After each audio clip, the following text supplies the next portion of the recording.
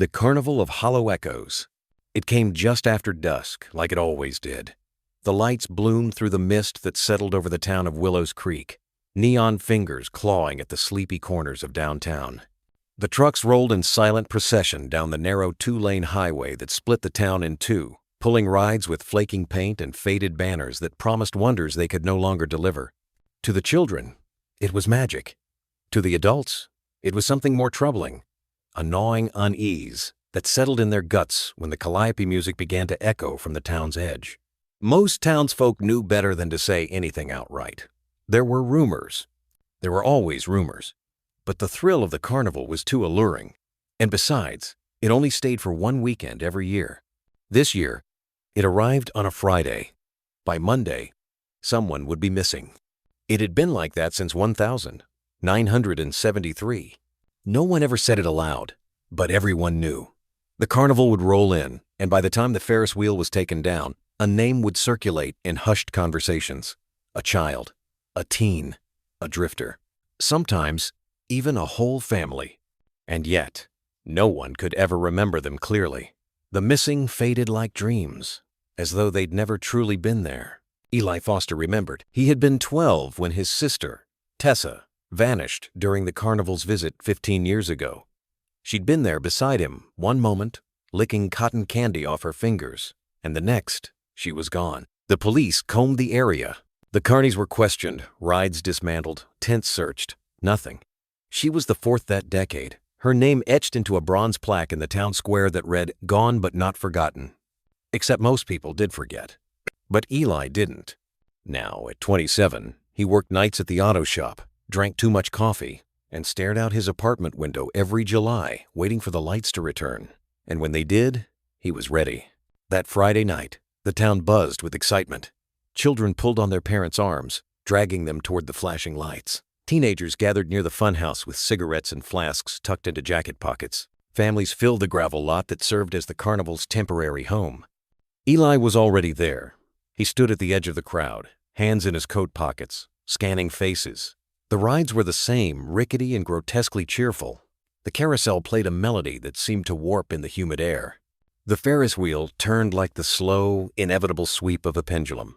He could smell popcorn and diesel, sugar and rust. Then he saw him, a man too tall, too thin, with a smile that didn't move his eyes. He wore a red and white striped suit and carried a cane tipped with a glass orb that glowed faintly from within. He stood at the gate, welcoming children, bowing, tipping his hat. Eli's stomach twisted. The man looked exactly the same as he had 15 years ago. The carnival never aged. Eli stepped forward. "Evening, sir," the striped man said, tipping his hat in Eli's direction. "Back for another taste of wonder?" "You were here 15 years ago," Eli said flatly. "Time does fly," the man replied, and his grin sharpened. "It's a shame when people go missing, isn't it? Best keep your loved ones close." "I had a sister." "So you did." The man turned his head slowly, eyes glinting under the brim of his hat. "Some things are meant to be lost." Eli's fists clenched. What the hell does that mean? But the man had already turned to greet a group of children, his voice melting into warm, sugary promises. Eli's heart hammered. He didn't know what he expected. But confirmation mocking, casual confirmation made his blood run cold. He pushed deeper into the carnival, past games and booths, past barkers and blinking signs. He noticed something he hadn't as a child. Behind every painted smile, there was something darker. The ride operators had lifeless eyes. The barkers spoke in voices too smooth, too rehearsed. He passed a girl at a balloon-popping booth who never blinked once in the entire minute he stood there watching. Eli's plan was simple. Stay until closing. Watch every tent. See where they went. Follow anyone who looked suspicious. But the deeper he went, the more the place seemed to bend around him. He could swear the layout changed. Rides shifted position. The Ferris wheel moved closer. Or was it farther? Around midnight, most of the families had left. Only the teenagers remained, and the drifters, the ones no one would remember. Eli kept walking, head down, until he found a tent at the far end of the grounds. It was black and silver, unlike the others. No signs, no lights, no sounds. He stepped inside. The air was cooler and damp. A series of mirrors lined the interior walls, reflecting him endlessly, twisting his form. He turned, but the flap had closed behind him. The mirrors flickered. In one, he saw Tessa. His breath caught. She stood barefoot in a white dress, hair long and tangled.